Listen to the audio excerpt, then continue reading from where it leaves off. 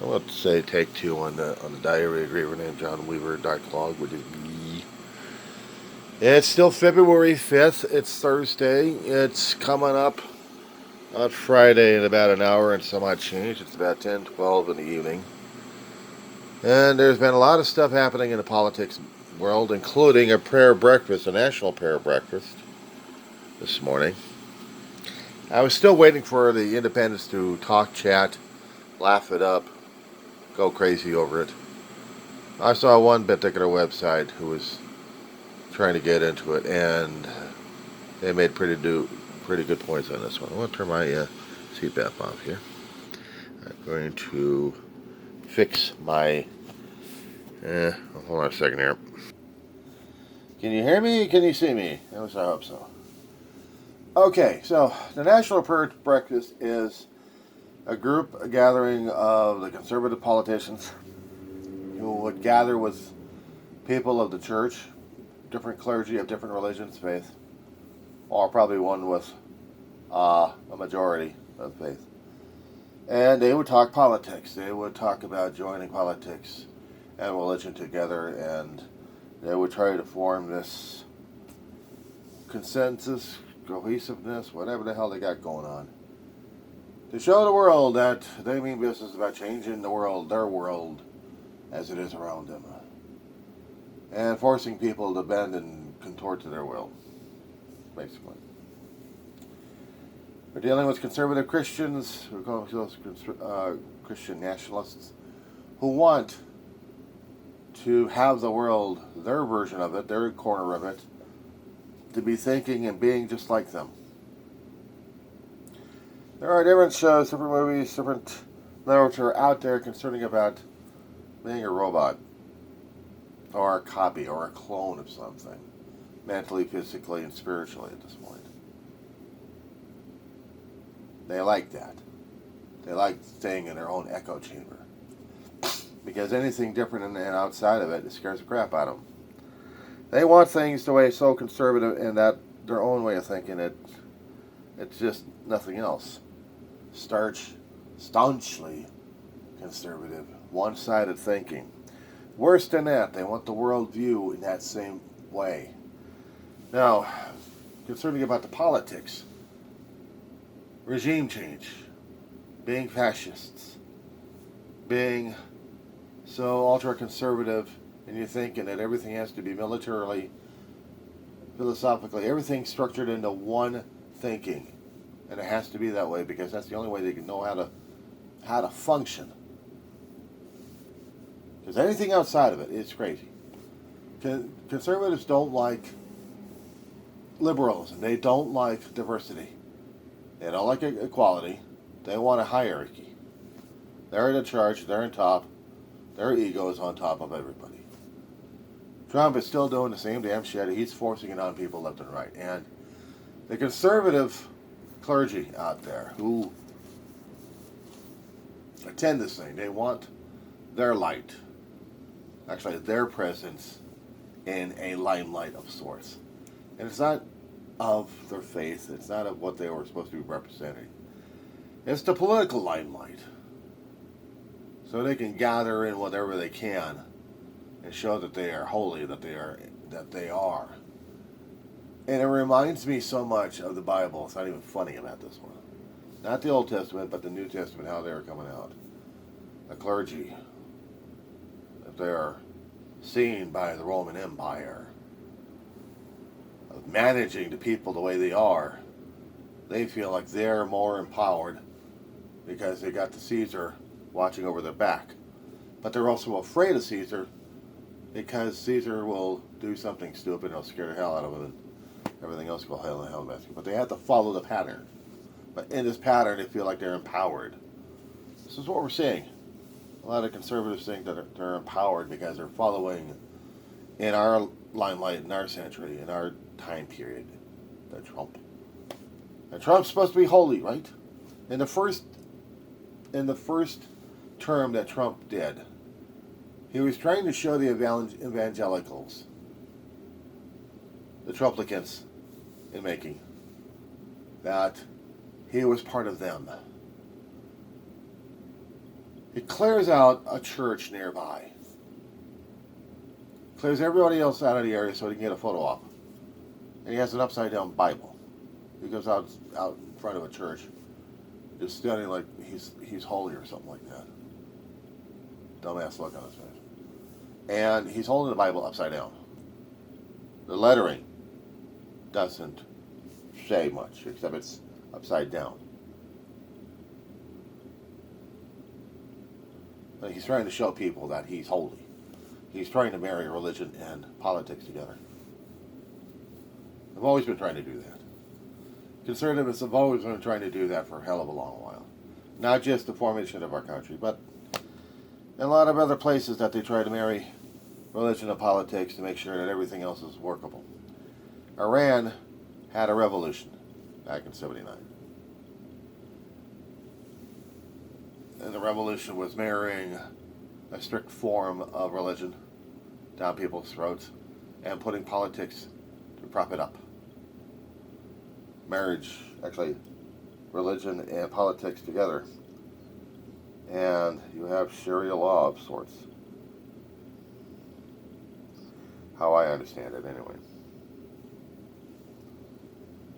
Other places are like that. You either worship this way or else you're going to have an issue. Or else you're not supposed to worship at all, except for worshiping this guy as God. And for every totalitarian regime we have, who's got the megalomania going on, it's basically there. I said before that concerning about humanity, my other videos, we're driven by two things: resources and our ego. Ego is limitless. It wants territory. It wants. It wants people to believe in it, to worship it, to feed upon, to be worshipped and loved so it can grow in that kind of environment, to be bigger and bigger and bigger. And they think it's going to be stable enough in that situation. Problem is, it isn't. It just takes time for sometimes the empires to fall apart. And other kingdoms that have issues. That means we're doing royalty or oligarchies. Different forms of fascism or control. And if the people won't like it, the people don't do it, they'll revolt one way or another. And therefore the hand of God has to be in the military or in the regime, thumping on people saying, God told me to do this to you. It's in the Old Testament. He said so himself, somewhere in the line. That's how we're really getting into this country anyway. We used to do pluralism. Now we're just doing singular. We're doing monotheism. We're doing theoretically Christianity is supposed to be the majority. Therefore, we got to utilize this to the ultimate and say screw everybody. That means if you've got another religion, if you're having another faith, you have to get on board with Christianity. Otherwise, we're going to skull thump your face. We're going to take the Bible and we're going to keep reading biblical quotes here and there, specific ones that we find and we like, and then we jump on your ass for it. Wait, it gets worse. We carry our own soapboxes, our own pulpits. We gather the crowds around us, so we gather our power. Our power is everyone else's attention, and then we got them. How it is. I wonder, concerning about social media that I'm using right now, if I'm doing the same damn thing. I have to question my own. I have to question me. I have to question my own motives. I have to question my own meaning. Am I trying to gather a flock, or am I trying to get a message out there? Am I trying to describe? What is my message? What am I trying to do? I should be having people asking me these questions. Why am I here in the first place? Originally, when I did my channel, it was an emotional relief and a release valve of dealing with my own inner demons, of my own fears, phobias, sorrows, grief, pain, and then seeing politics happening and seeing other things happening. So I had to expand on my channel at this point over here to get my own experiences out there. I didn't. Maybe a few people watching is one thing, yeah, but I've got a few hundred watching me, and I'm still questioning myself. Why?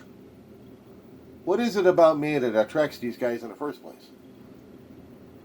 What is it about me that is promoting? What is it about me that I'm telling these guys, or telling myself in a way, that makes people listen?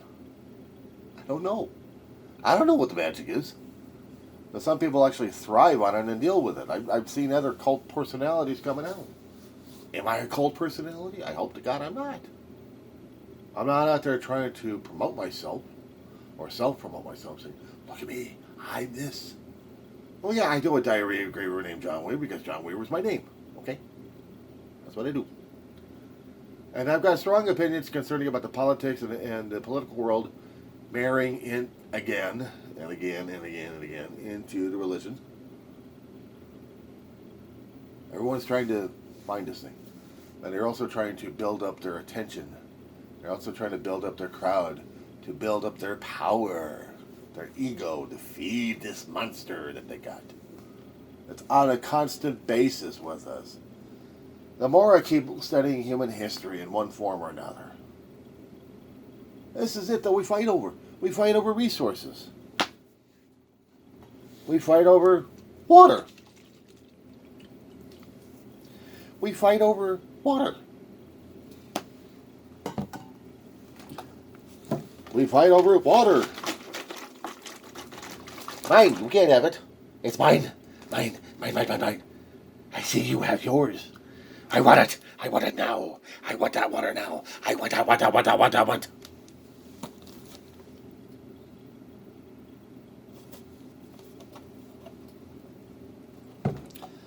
It's not the reason why, or for what purpose that we want it.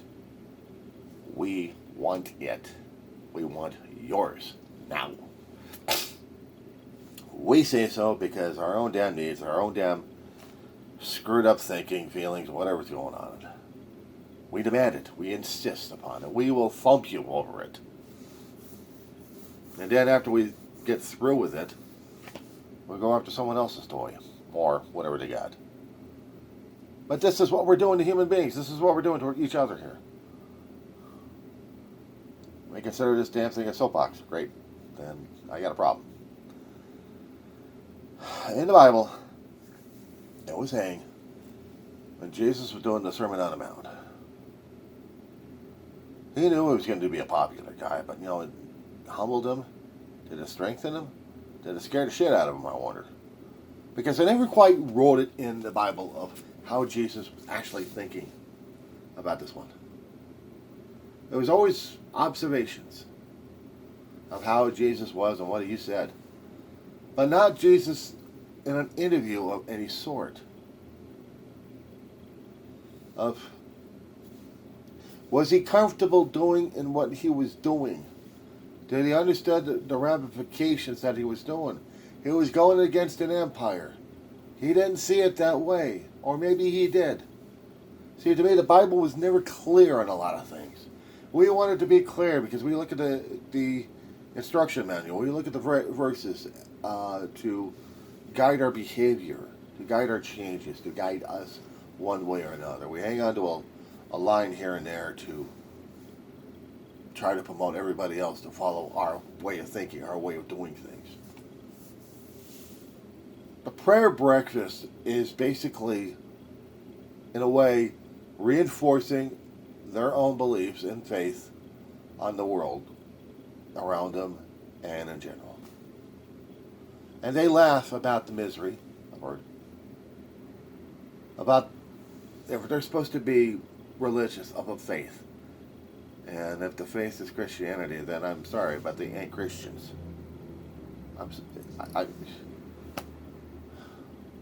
If they cannot promote what Jesus had been trying to offer to the world, what people could be changing in themselves to take care of everybody else. If it's just me, mine, and Jesus would appreciate this damn shit, then I guess we're screwed, aren't we? One way or another. Don't mind me, I'm just into my damn way. I miss a good shower. Yeah, trying to deal with this damn ulcerous leg of mine. No, the ulcer they took care of, but there's slow recovery. I miss a good shower. My skin itches like crazy. You ever felt that way in a cast before? You're stuck in a cast for weeks, and what you're feeling right at that point is, what am I supposed to be doing with this stuff here? I mean, my skin is itching. I need to shower. I can't shower because of this thing.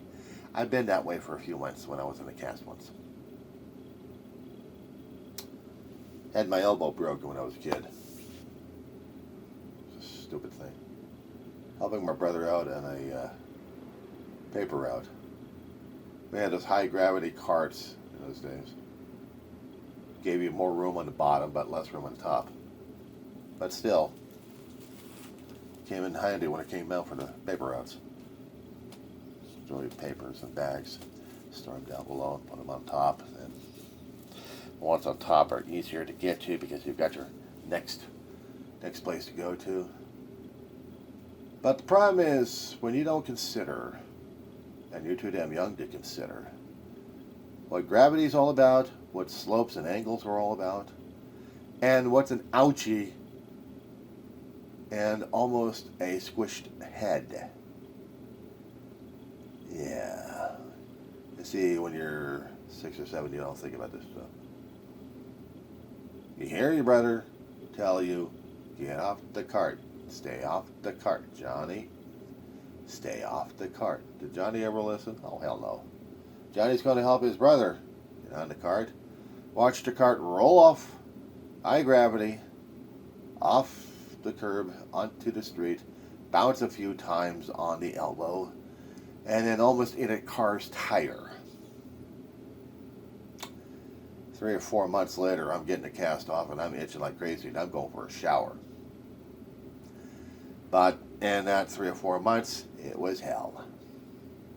It was hell. I don't want to describe anything further other than that one. Maybe I will down the road. Point is, I didn't listen. I didn't listen, and the consequences of not listening, boom. I deal with an elbow that reminds me of it constantly. Not because of the pain, but because of deformation on the thing. But it's still my arm. It still works. And believe it or not, I'm still a lefty. So.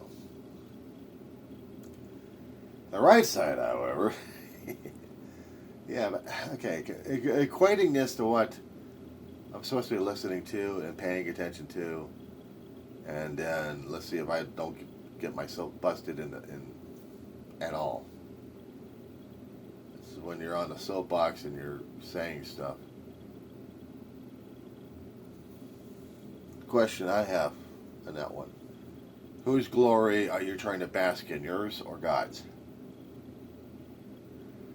Because what was being quoted in the big book, no, not the Alcoholics Anonymous big book, but the Bible, in the Sermon on the Mount, it's like, and whose glory are you trying to suck up here? Is it yours or is it supposed to be God's? And if it's God's, He doesn't want the masses. I mean, yeah, it'd be nice for people to think about God and believe in God and have faith in God, but He's not a real big people gathering in one particular spot and then worship Him that way. He'll do his own congregation for me if He needs to. So will Jesus. I mean, the Sermon on the Mount is just the one thing right there. But Jesus really wasn't planning on doing thousands and thousands of people at the same damn time. And if He had actually did online media, oh boy, would He be in trouble. The thing of it is, I think Jesus would be intimidated by social media. He wants to get his message out there, but however, It's a 50-50 gamble on this one here. And he would be constantly questioning himself on this one, probably, I would think, if he was going to be doing that. He wants to keep it humble, humiliated, simple to the truth. I've seen a few pastors doing that. But others are trying to get more and more dynamic and sucking up like crazy, sucking up the oxygen in every place. On social media, but also in their own churches. Trying to gather as much, not as much as people, but as more material to show who they're trying to show, who they're trying to prove to. God? Anybody? I'm collecting teddy bears. I like the teddy bears I get. I like showing them off, but I also look at them, and it's not that the people can look at this damn stuff. I'm looking at the stuff I collect and thinking, okay, one of these here days they're going to be gone, and somebody else is going to be enjoying these guys. But for right now, I'm just enjoying what I'm looking at. I'm a pin collector. I admit it. I've gone crazy over pins. I've done ego things, showing people that I had pins all over the chest. You know, lapel pins on vests and lanyards and stuff like that. Look at me, I'm a fool, I'm an idiot, I worship this one. Trust me, I've done that bit. I don't do it as much. I mean, I do collect a few pins here and there. If they're going to be Olympics, I got a few areas to put Olympic pins on. Showcase them. Thinking, yeah, here it is the time of Winter Olympics. We got to show America. Right now, America is so fractured, we don't even know what our identity is anymore. I mean, we're fighting among ourselves at this point over here. We got a civil war happening at this point. We have a religious viewpoint war of sorts. We have a political agenda war. Whatever it is, what we got declared at this point, we've got it going. That's what we are. We are fighting among ourselves for resources in our own egos, our own control. And we're fighting over that damn soapbox because we want the glory. Think of it another way before I hang up on this one. You're on a stage. Okay? You got the world stage. You got your life stage. One single light on you, on the topic. And for a brief moment, you live and die. You're born, you live, die in that light. And then for the rest of the time, after you made your departure, the audience is made up of everybody else who had the same thing, and they're watching you. They're watching you. How you did things. They're not waiting for their stage. They're the audience. They've already done their bit. It's the ones on the sidelines who are waiting to come onto the stage to live, breathe, and then die on stage. And then everybody else goes off stage and joins the crowd. Well, you see the stage of life. But a lot of people want that attention on a constant basis. They want more of it. And they're willing to do and fight for that damn attention, feed that ego. I had daydreams. I had sometimes night dreams about it. That's how I'm seeing things right now as it is. That's how I'm watching things right now. Either I'm waiting for the stage, I'm waiting to get on to the stage,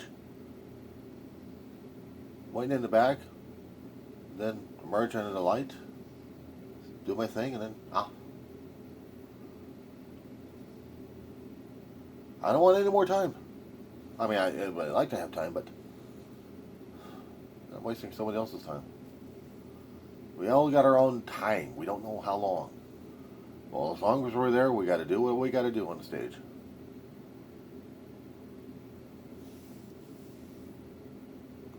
It's a way for me to look at things like,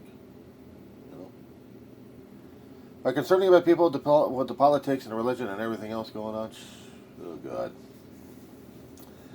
God likes it better when we start talking to Him in private, so we can be intimate with Him and He can be intimate with us, and then we can pour out everything else we got. We don't have to use our devices. We don't have to do our social media saying, God, hear me. I am speaking to you from this place, and I've got followers here.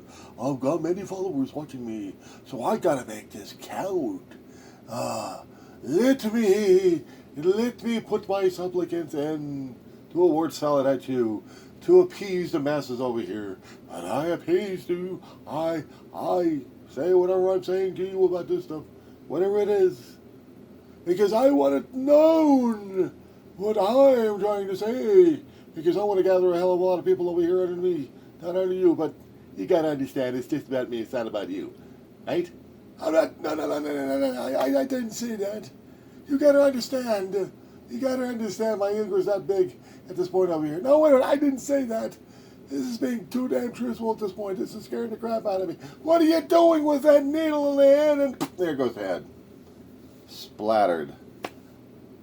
The ego goes pop as a balloon. And then all the junk comes right out. And all you got left is the guy standing there going, what happened, George? What happened? God popped your head. But you popped you back into reality. Released all that junk that you had in there that you built up for so long.